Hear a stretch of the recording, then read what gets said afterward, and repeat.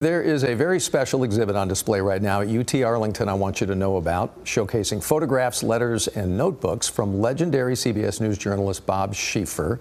And he is gracious to join us tonight live from the exhibit. So first of all, thank you for joining us. Let me ask you the first part of the first question. 1965, you're a reporter for the Fort Worth Star-Telegram. They sent you to cover the war. How long has it been since you kind of went through all your stuff that you saved from your reporting material from that time?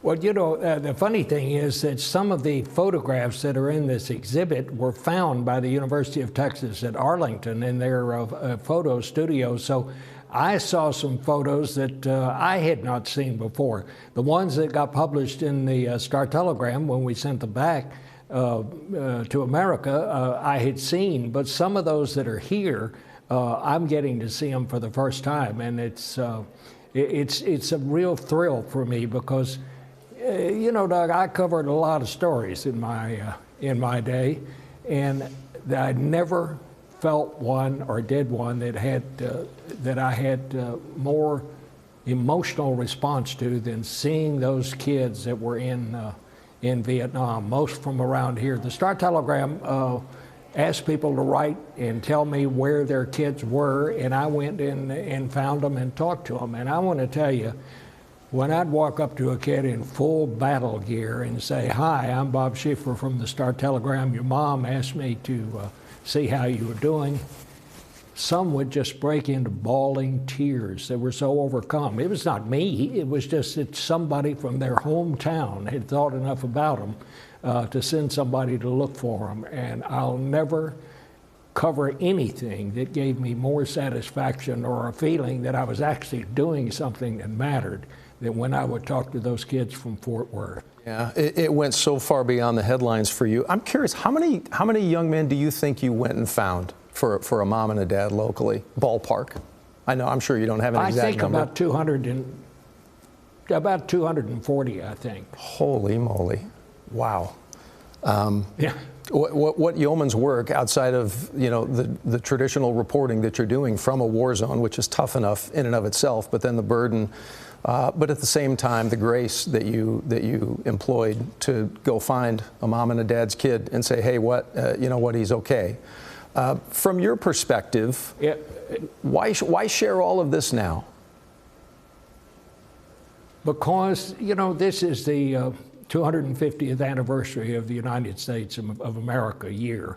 That's the day. And finding these photos done by the UT Arlington Library, I decided this is where I wanted to do it. But these stories, they just meant so much. I can't recall ever getting the reaction from somebody I was interviewing than I would get from these kids. I mean, you know, I was 26, 27 years old, and I was as old as their captains.